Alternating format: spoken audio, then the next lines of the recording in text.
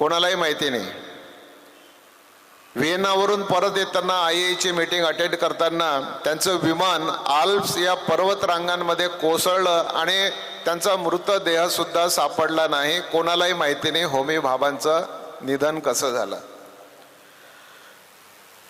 सुभाषचंद्र बोसांचं निधन कसं झालं माहिती आहे? नाही माहिती आहे, कोणालाही माहिती नाही आहे. ही एक मिस्ट्री आहे. एक ताशकंद फाईल नावाचा सिनेमा काही दिवसांपूर्वी येऊन गेला. आपल्यापैकी अनेकांनी तो पाहिला असेल. लाल बहादूर शास्त्रींच्या जीवनावरती आहे. शास्त्रींचं निधन कसं झालं माहिती आहे? नाही माहिती कसं झालं. दीनदयाळ उपाध्यायांचं निधन कसं झालं माहिती आहे? नाही माहिती आहे. श्यामाप्रसाद मुखर्जी डॉक्टर कसं निधन झालं काश्मीरमध्ये माहिती नाही. मित्र, आपल्यासमोर हे चॅलेंज आहे हे शोधून काढण्याचं. एकाने पिक्चर तरी बनवला, ताशकंद फाईलचा अभ्यास तरी केला. आपणही अभ्यासण्याची आवश्यकता आहे. हे सिक्रेट्स आहेत, हे आपण शोधून काढण्याची आवश्यकता आहे. आणि मी जसं म्हटलं की मी आता येताना नेटवर शोध घेत होतो की 2014 आणि 2024 याच्यामध्ये काय फरक आहे. तर मी स्टार्टअपचा शोध घेतला. 2014ला आपल्या देशामध्ये स्टार्टअप किती होते? तर मित्र, केवळ 4 स्टार्टअप होते. आपण नेटवर बघू शकता. आणि 2024 मध्ये स्टार्टअप किती आहेत? तर 90,000 स्टार्टअप्स आहेत. सॉरी, 350 स्टार्टअप होते, 90,000 पेक्षा जास्त स्टार्टअप्स आहेत. आता स्टार्टअपमध्ये एक प्रकार असतो युनिकॉर्न, म्हणजे $1 बिलियन ज्याचं उत्पन्न आहे, ज्याची उलाढाल आहे. म्हणजे जवळपास 8,300 कोटी रुपये वर्षाला ज्याची उलाढाल आहे, दॅट इज कॉल्ड युनिकॉर्न. हे युनिकॉर्न 2014ला किती होते? तर 4 होते. आणि 2024ला किती आहेत? तर 125 पेक्षा जास्त आहेत. हा फरक 2014 आणि 2024 मधला आहे. आणि म्हणून उगाच म्हटलं जात नाही मोदी है तो मुमकिन है. हे जे म्हटलं जातं ही प्रॅक्टिकल रियालिटी आहे, ही केवळ घोषणा नाही आहे. मित्र, मी एक उद्योजक आहे. आणि उद्योग कशाला म्हणायचं, व्हॉट इज अ बिझनेस, हे जर मला आपल्याला सांगायचं असलं तर एका साध्या व्याख्येने मी आपल्याला सांगू इच्छितो की finding a gap and filling up a gap is a business. Now, finding a gap in what? Gap will be either in the product or a process or a service. ह्या तिन्ही प्रकारच्या गॅप्स शोधून काढणे आणि त्या fill up करणे म्हणजे business आहे. आता काही स्टार्टअप्स मी शोध घेतला. माझा एक TV वरती शो सुद्धा आहे, the Suresh Aware startup show. त्या शोमध्ये 15 विद्यार्थी, त्यांचा मी इंटरव्ह्यू घेतलेला आहे. एका विद्यार्थ्याने एक गॅप शोधून काढली. आणि ती गॅप कशाची होती? तर देर आर ट्युशन क्लासेस आणि there are students who are in the need of classes. There are classes who are in the need of tuition students. ही गॅप त्याने क्लासबोर्ड या सॉफ्टवेअरने, क्लासबोर्ड या स्टार्टअपने भरून काढली. आणि स्टार्टअप बिझनेस त्याचा सुरू झाला, चांगला प्रगती करतो आहे. एक स्टार्टअप आहे RSA नावाचा, रोड साईड असिस्टन्स. म्हणजे रोडवर आपली गाडी फेल झाली, आपण काय कराल? तर त्याने काय केलं?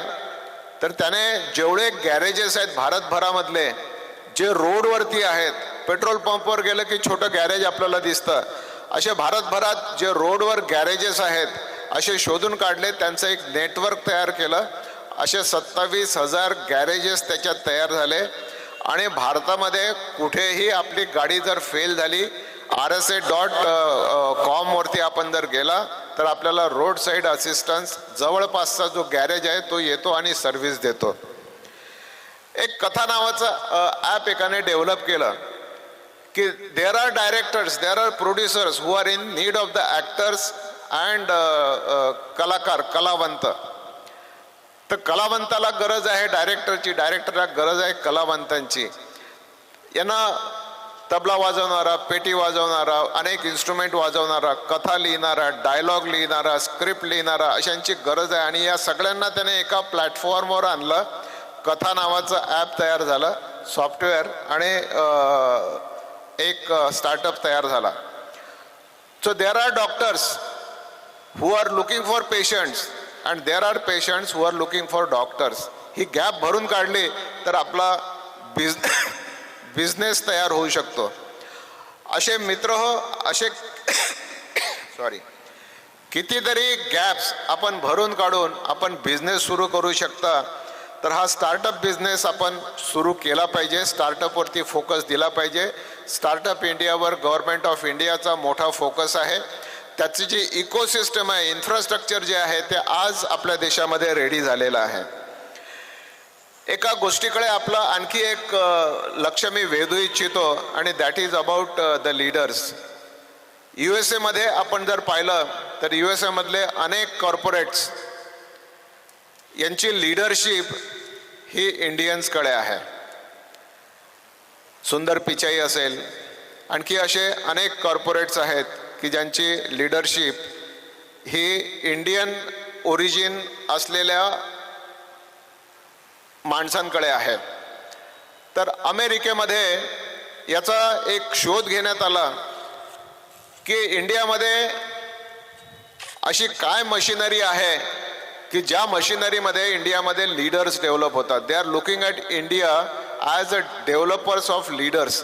डेव्हलप करण्याची मशिनरी इंडियामध्ये कोणती आहे.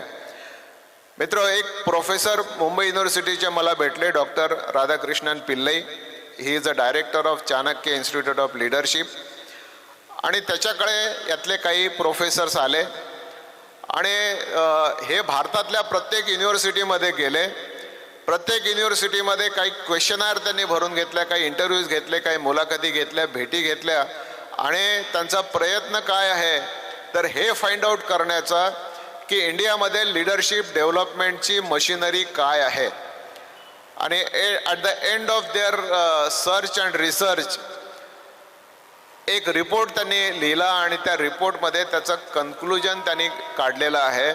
आणि त्या कन्क्लुजनमध्ये त्यांनी असं लिहिलेलं आहे की भारतामध्ये जी कुटुंब व्यवस्था आहे या कुटुंब व्यवस्थेमध्ये लीडरशिपची बीजं म्हणजे लीडरशिप निर्माण करण्याची बीजं रुजलेली आहेत. आपल्या इथली कुटुंब व्यवस्था, आता कुटुंब म्हणजे काय तर कुटुंब म्हणजे हम दो हमारे दो. मित्र, हम दो हमारे दो म्हणजे कुटुंब होत नाही.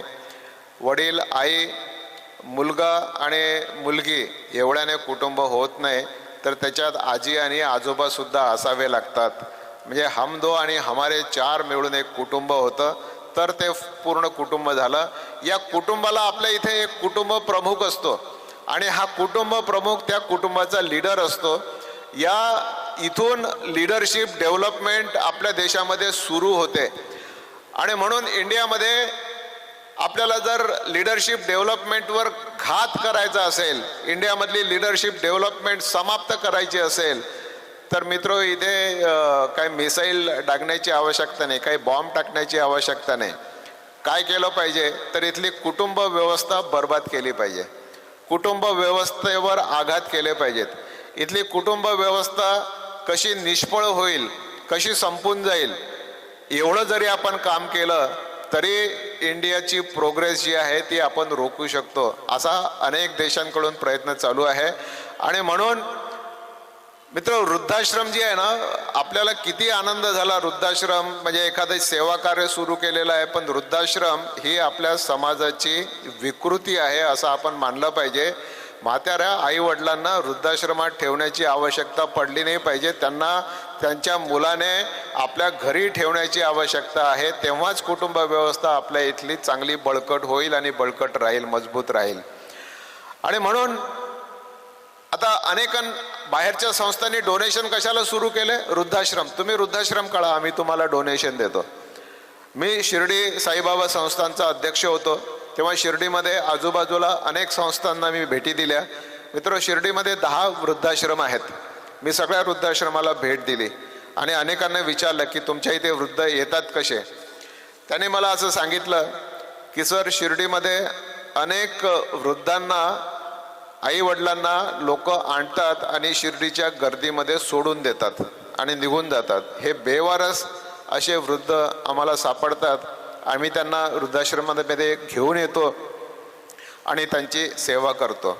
तर मित्रहो, आपली कुटुंब व्यवस्था मजबूत करण्याचं एक कार्य आपल्यापैकी प्रत्येकाने करण्याची आवश्यकता आहे आणि प्रत्येकाने एंटरप्रिनरशिपचं एक धोरण जपण्याची आवश्यकता आहे. प्रत्येकाने आता बिझनेसमॅन होण्याचं एक ध्येय आणि धोरण आखलं पाहिजे असं मला वाटतंय.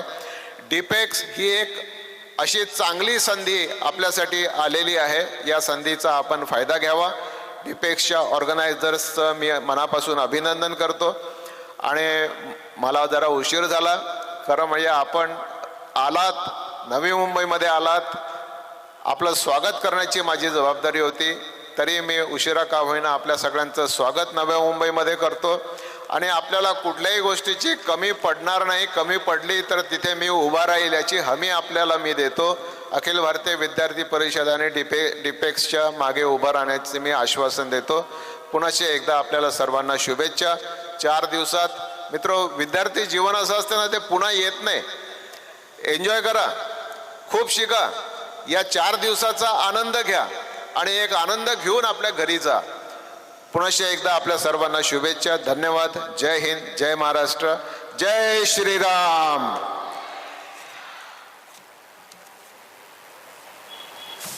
धन्यवाद sir. Finding a gap, filling a gap, either in product, process, services is the business. सरांनी एका वाक्यात व्यवसायाचं खूप चांगली व्याख्या केली. यानंतर मी अखिल भारतीय विद्यार्थी परिषदेचे राष्ट्रीय संघटन मंत्री श्री आशिषजी चौहान यांना विनंती करतो की त्यांनी आपली मनोगत व्यक्त करावे. चलिए एक बार मेरे साथ नारा लगाएंगे. मुझे लग रहा है कि हम सभी काफी देर से सभी वक्ताओं को सुन रहे हैं. भारत माता की, भारत माता की.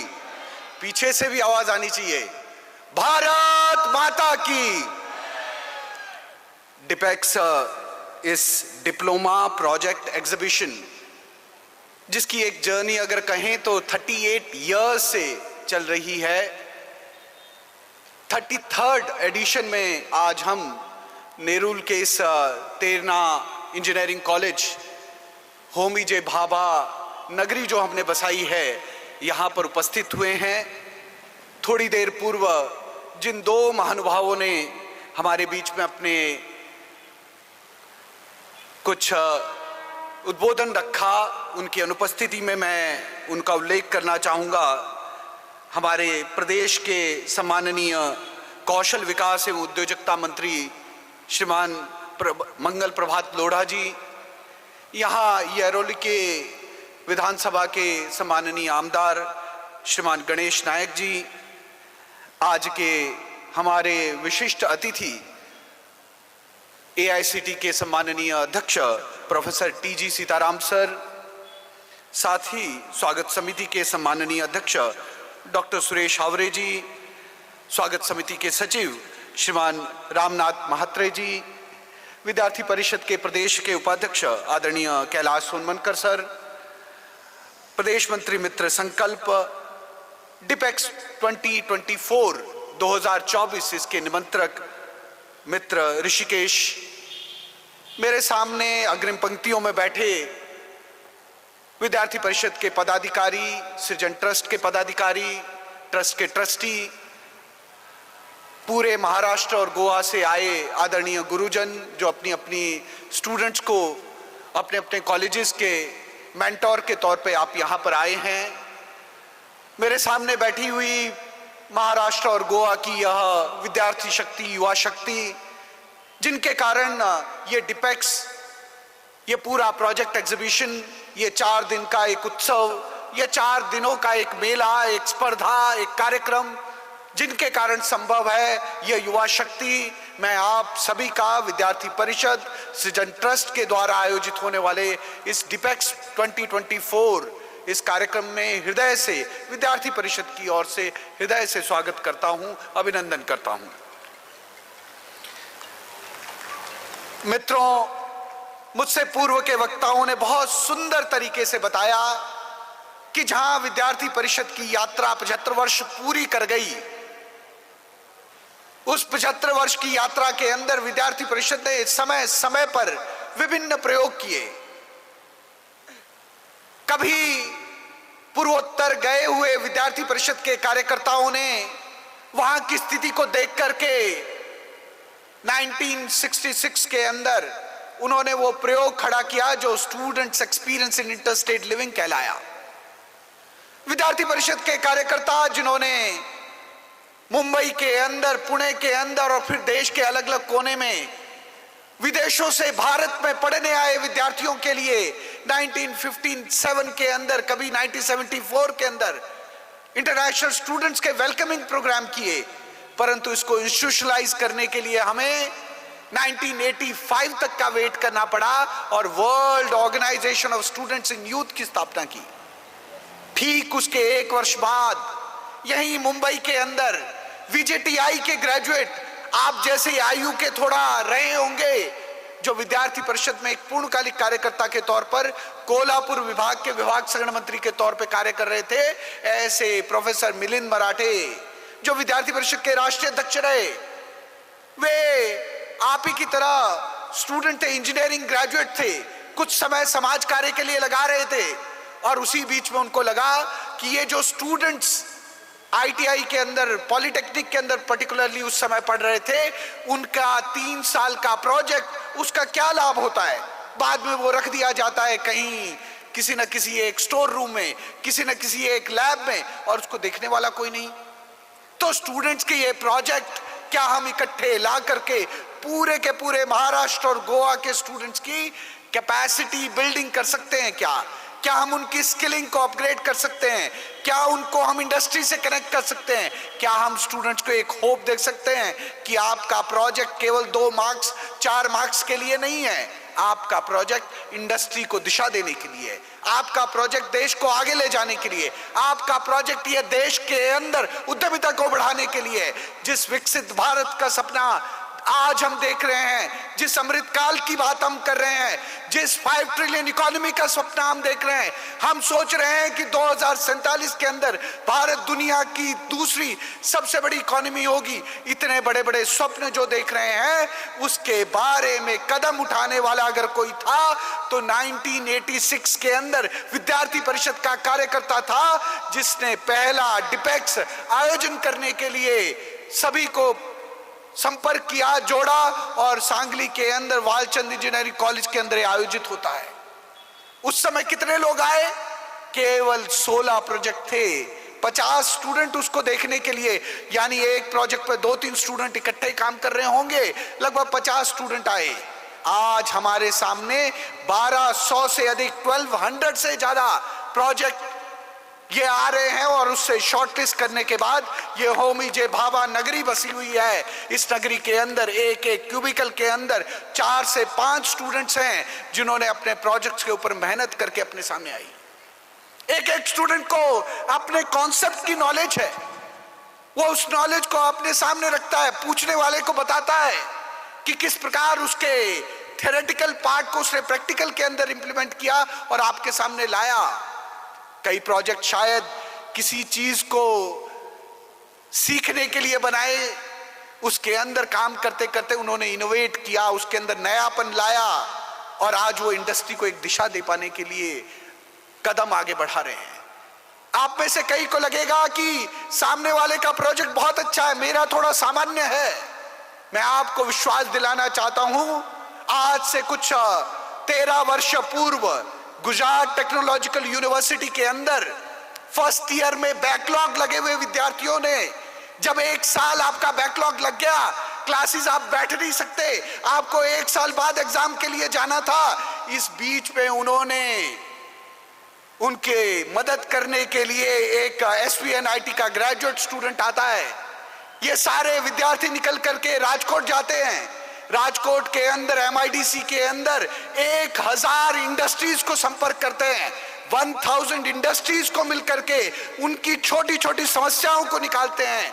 उनकी समस्याओं के ऊपर काम करते करते 1 वर्ष के अंदर उसी GTU के स्टूडेंट्स जिनको बैकलॉग लगा है, जो आज क्लासेस में नहीं है, वो वहां पेटेंट फाइल करते हैं। और जब 6 महीने बाद कॉन्वोकेशन होता है, एक तरफ 4th ईयर के टॉपर चले हैं, 3rd ईयर के टॉपर चले हैं, 2nd ईयर के टॉपर चले जो उनके बैचमेट्स हैं, उनके साथ ये बैकलॉग लगे हुए स्टूडेंट चले हैं और उनको भी वो गोल्ड मेडल मिला है, क्योंकि उन्होंने फेल होने के पश्चात भी अपनी इंजीनियरिंग की नॉलेज को, टेक्नोलॉजी को स्टार्टअप के अंदर, इनोवेशन के अंदर लगाया। और वो कहानी वहां पर स्टूडेंट स्टार्टअप इनोवेशन पॉलिसी की शुरू होती है। वहां पर वो iHub की स्टोरी शुरू होती है, वो GTU की स्टोरी आज गुजरात की कहानी है। और गुजरात इसी कारण से सबसे ज्यादा पेटेंट्स फाइल करने वाला, स्टूडेंट्स पेटेंट फाइल करने वाला प्रदेश बन चुका है। मैं आपको बताना चाहता हूं कि ये वही जिजीविषा है, वही सीखने की ललक है। और हम जैसे विद्यार्थी परिषद जैसा संगठन यह 1986 से अगर डिपेक्स करता रहा है तो 80 के दशक में स्टूडेंट फॉर डेवलपमेंट करता रहा। यही वो संगठन है जो world organisation of students and youth जैसा मंच बनाया, जो पूर्वोत्तर के विद्यार्थियों को जोड़ने के लिए 1966 में उसने सील जैसा प्रकल्प लाया। यही विद्यार्थी परिषद है जो आज कैंपसेस कैसे होने चाहिए, हम कहते हैं कैंपसेस मीनिंगफुल होने चाहिए। यानी शिक्षा मिले तो कैसी मिले, उसके अंदर पर्यावरण की शिक्षा होनी चाहिए, क्योंकि पर्यावरण हमारा उत्तरदायित्व है। सेवा का भाव विद्यार्थियों में जागृत होना चाहिए। सेवा परमो धर्म हम कहते हैं, हम सभी का धर्म है। हम कहते हैं कि कला या प्रत्येक विद्यार्थी के अंदर कोई ना कोई एक कला का उसका निखार होना चाहिए, वो बाहर आनी चाहिए। यह विद्यार्थी के अंदर उसकी अभिव्यक्ति है। A student can be, a youth can be expressed fully through these arts. कोई ना कोई एक विधा होती है जिसके द्वारा आप अच्छी तरह से अपने आप को एक्सप्रेस कर सकते हैं। और चौथा है खेल, योग, गतिविधियां। आज जितना सेहत के बारे में, मेंटल हेल्थ के बारे में चर्चा होती है, हमारे खेल कम हो गए हैं। कुछ दिनों पूर्व एक व्यक्तिगत घटना के कारण मुझे लगभग 12 दिन अपने गांव में रुकने का मौका मिला। मैं काफी वर्षों बाद, लगभग 2.5 दशक बाद इतने दिन अपने गांव में रुका। मैं अपने छोटे छोटे भतीजे भतीजियों से मिला। मेरी एक भतीजी, मेरा एक भतीजा, पड़ोस में चूंकि पूरा का पूरा गांव एक ही कुटुंब है, तो ये छोटे छोटे भतीजे भतीजियों से मिला। 2.25 साल की भतीजी, वह भतीजी पूरी शक्ति से दौड़ती है, लगभग 300 मीटर बिना रुके दौड़ती है, वापस आती है। वहां से अगर कोई चीज मिली, चॉकलेट मिली, टॉफी मिली, और वह कितनी तेजी से दौड़ सकती है। मैं अचरज कर रहा था, मेरे शहर का, दिल्ली का, मुंबई का, बेंगलोर का, भोपाल का, इंदौर का 2 वर्ष नहीं 3 वर्ष का विद्यार्थी भी उतना तेज नहीं दौड़ पाएगा, बच्चा नहीं दौड़ पाएगा, क्योंकि उसकी फिजिकल स्ट्रेंथ वो शहर की उस क्यूबिकल्स और स्ट्रक्चर में कहीं अटक गई है। इसलिए आज जब हम बड़े हो गए तो हमने खेलना छोड़ दिया, हमने फिजिकल एक्टिविटी छोड़ दी, और हमारे कैंपसेस के अंदर डिप्रेशन ये घर कर गया। इसलिए विद्यार्थी परिषद ने कहा, अगर सेवा है, पर्यावरण की बात है, कला की बात है, तो खेल और योग की बात भी कैंपसेस में होनी चाहिए। ये 4 विधाओं को, 4 गतिविधियों को विद्यार्थी परिषद ने अपना मंच दिया और इसको कहा स्टूडेंट्स फॉर डेवलपमेंट, ये पर्यावरण के लिए, स्टूडेंट फॉर सेवा, ये सेवा गतिविधियों के लिए, राष्ट्रीय कला मंच, ये कला और गतिविधियों के लिए, और खेलो भारत नाम का मंच, ये खेलों के बारे में।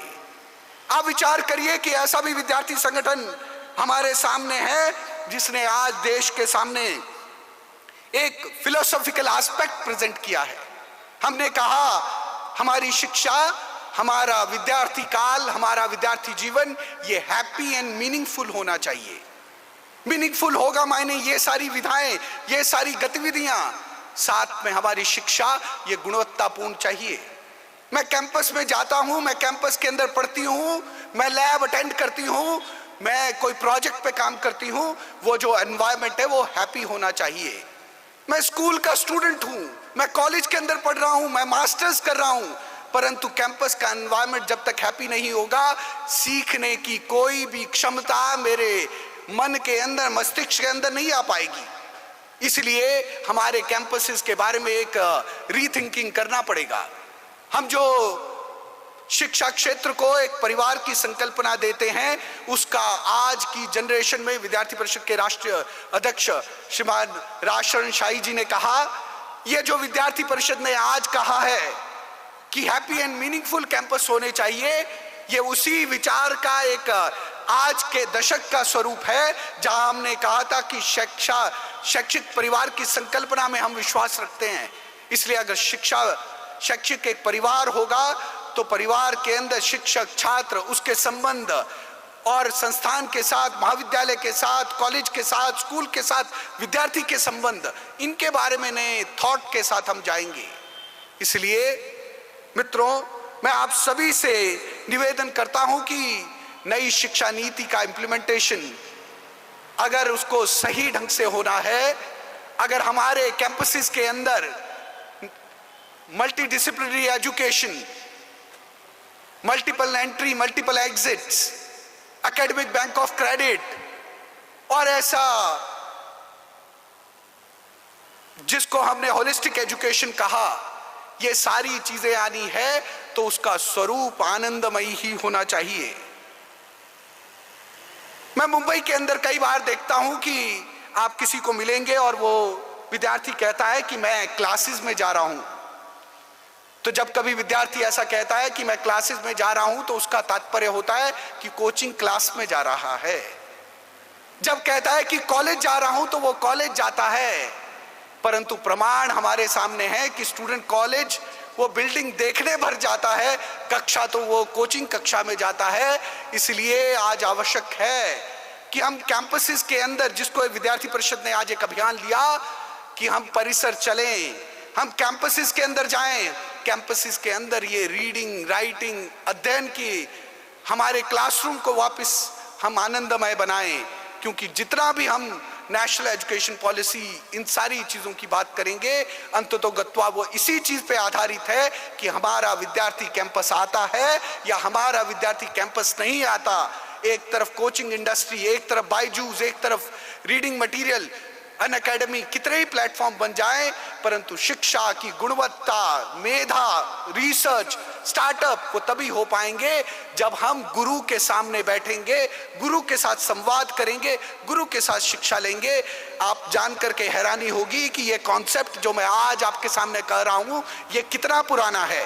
ये इतना पुराना है कि उपनिषद, इस शब्द के मायने होते हैं गुरु के सामने बैठना। अगर हम वास्तव में शिक्षा के बारे में इतना मौलिक विचार करने वाला एक सिविलाइजेशन है, तो मैं आप सभी से आह्वान करूंगा कि विद्यार्थी परिषद के ये सारे अभियान जो कैंपसेस को वापस वाइब्रेंट बनाने के लिए हैं, हम आने वाले दिनों में अपने कैंपसेस में या डिपेक्ट से वापस जाकर के इस बात को अवश्य फैलाएं कि विद्यार्थी का पहला धर्म या कैंपसेस के अंदर है, शिक्षा के साथ है, उस आयु के साथ है, उसको वाइब्रेंट बनाना है। और उसी के साथ चलते चलते जो देश के सामने हमारी जिम्मेदारी है, जो उत्तरदायित्व हमारे सामने समाज का है, वो आज के छात्र, आज के नागरिक के तौर पे हम बनाए। मुझसे पूर्व के वक्ता आदरणीय टी.जी. सीताराम सर ने जैसा आप सभी के सामने कहा, हम सभी के ऊपर उत्तरदायित्व है कि आगामी दिनों में हम सभी निकले, वोट दें और देश की उन्नति और देश को आगे ले जाने के लिए वोट डालें, और साथ ही समाज क्षेत्र के अंदर जो गलत हो रहा है उसके लिए खड़े हों। अगर हम कल के दिन में विमेंस डे मना रहे हैं, तो मैं आपके हृदय में एक छोटे सा भाव छोड़ के जा रहा हूं। क्या हम यह सोच सकते हैं कि वह विमेंस डे वो संदेश खाली कि हमारी माताओं बहनों के लिए भी है, जिनकी स्ट्रगल, जिनकी लड़ाई आज पूरा देश लड़ने के लिए तैयार हुआ है। इन्हीं शब्दों के साथ मैं पुनः आप सभी को इस डिपेक्स कार्यक्रम में आने के लिए और आप सभी प्रतिभागियों के लिए शुभकामनाएं देता हूं। यह 4 दिन का डिपेक्स उत्सव आप सभी को नई दिशा, नया सृजन, नई जानकारी और जीवन में नए दिशाएं दे, जिससे स्टार्टअप की इस रेवोल्यूशन में जो कभी इजराइल को स्टार्टअप नेशन के तौर पे कहा जाता है, या स्टार्टअप नेशन की उपाधि भारत को मिलेगी, आपके माध्यम से मिलेगी। आप उसके लिए करता धरता होंगे, ऐसा विश्वास जताते हुए अपनी वाणी को विराम देता हूं। भारत माता की जय। धन्यवाद आशिषजी. राष्ट्रशक्ती ही छात्रशक्ती आहे. यानंतर आभार प्रदर्शनासाठी मी रामनाथ म्हात्रे यांना बोलवतो.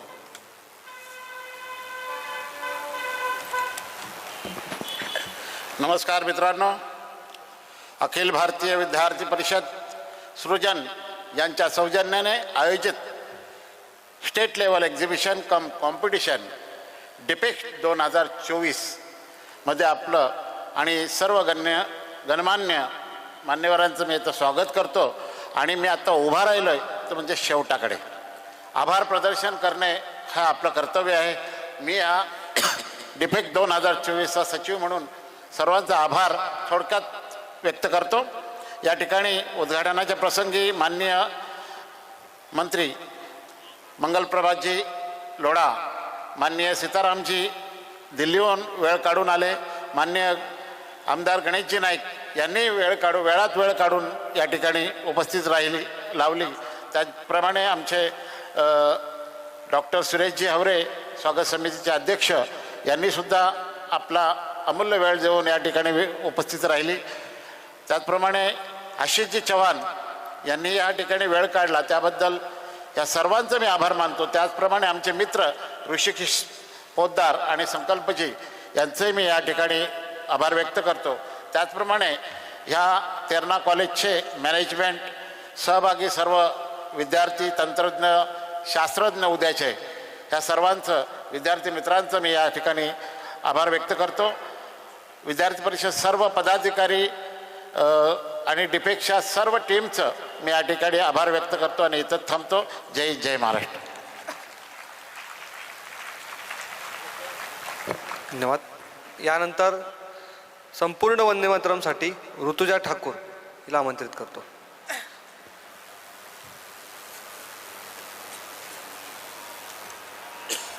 सर्वांनी आपल्या जागेवर उभं राहायचं आहे. संपूर्ण वंदे मातरम होणार आहे.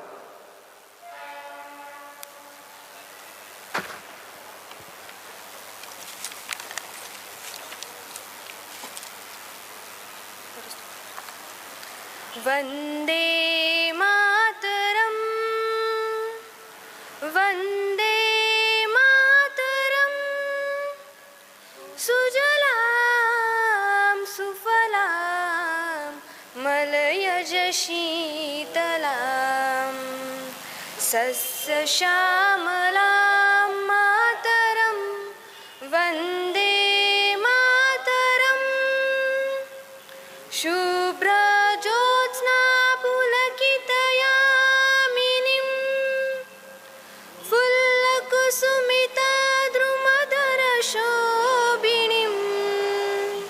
सुहासिनीं सुमधुरभाषिणीं सुख